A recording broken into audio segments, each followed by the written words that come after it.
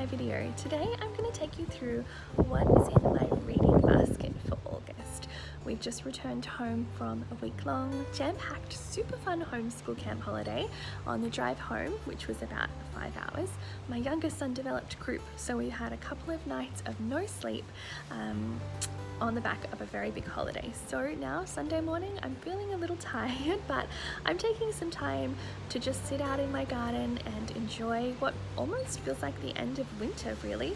We're only mid-August, but already while we were away so many flowers bloomed, my daffodils opened, my tulips really shot up, which was so exciting for me to see because it's my first year planting bulbs.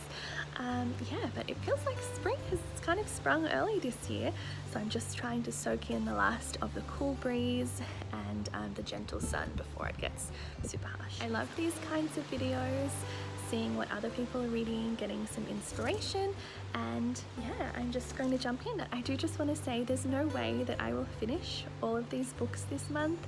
I used to be able to read a lot of books really quickly, and I just cannot do that now between 2 little boys, homeschooling, homemaking, and just a full life. When I can read a few pages, read a chapter here or there, but I have enjoyed a slower approach to reading and just taking my time rather than trying to rush through a book. Really appreciating it for what it is. I have found a nice approach, and also having a variety of books to choose from depending on how I feel. The first book I'm going to share is James Herriot's Every Living Thing. We have a number of James Herriot's books. It has this way with words that makes you feel like you're there enjoying a cold frosty morning with him, and yeah, he has this real ability to talk about the countryside and the landside that he's seeing in detail that creates such beautiful imagery in your mind. I've only read the first story of this. Apparently, just according to the inside sleeve, there are some sad stories in here. It's about his time as a vet, but the first one was sweet and I'm excited to get into it. The second book to share is the Bible. I've been reading through it chronologically with the Bible recap, and it has been a really great experience.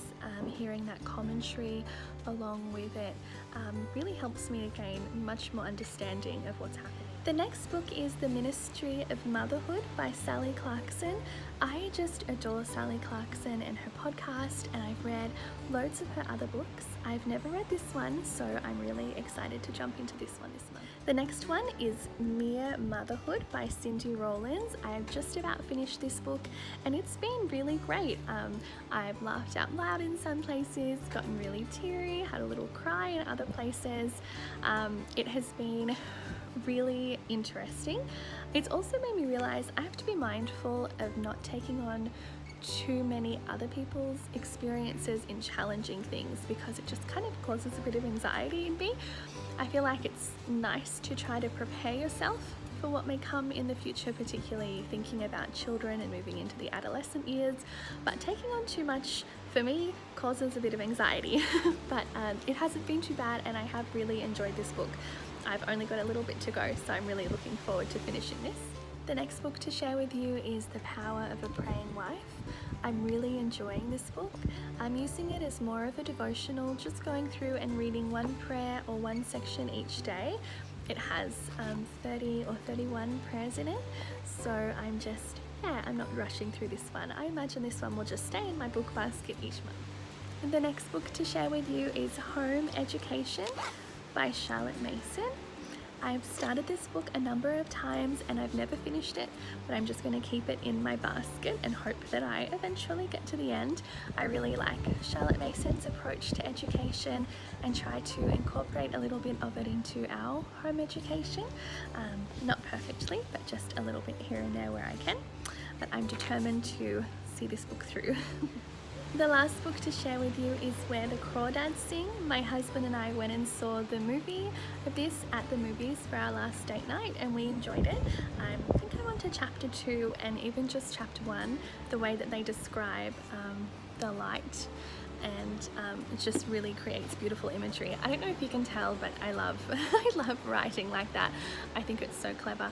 One of my favorite books or parts of a book is from C.S. Lewis's Narnia, and he describes walking through a forest and the way that the light is flittering through the leaves, and it just almost brought me to tears that someone could write that beautifully because I feel like I really notice those things. Those are the sort of things that are life-giving to me, you know, those small beautiful details that we can so easily overlook, but I love when people have the ability to capture those in words. Yes, so I'm excited to keep reading this one.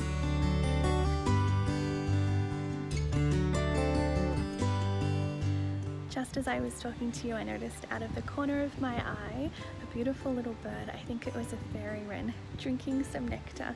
I tried to come over to show you, but it flew away. I will show you though some of the flowers that are in my garden that have started blooming. These white ones, I might just do a tour in the spring, but these ones are just gorgeous, and they actually fill up this whole fence line. It's a bit hard to see. But the whole fence line fills up with these beautiful white blooms. A little bird was drinking from these. I think I will just do like a springtime garden tour, but this is what I mean. Since we've been away, all of these flowers have opened, and down here some of my beautiful daffodils.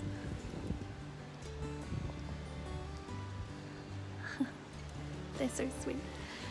Around the side are my tulips. We haven't really been doing much work out in the garden this winter because it's just been so rainy and so windy constantly, but I've just noticed that this vine has grown up into the tree, so we'll have to deal with that. And over here,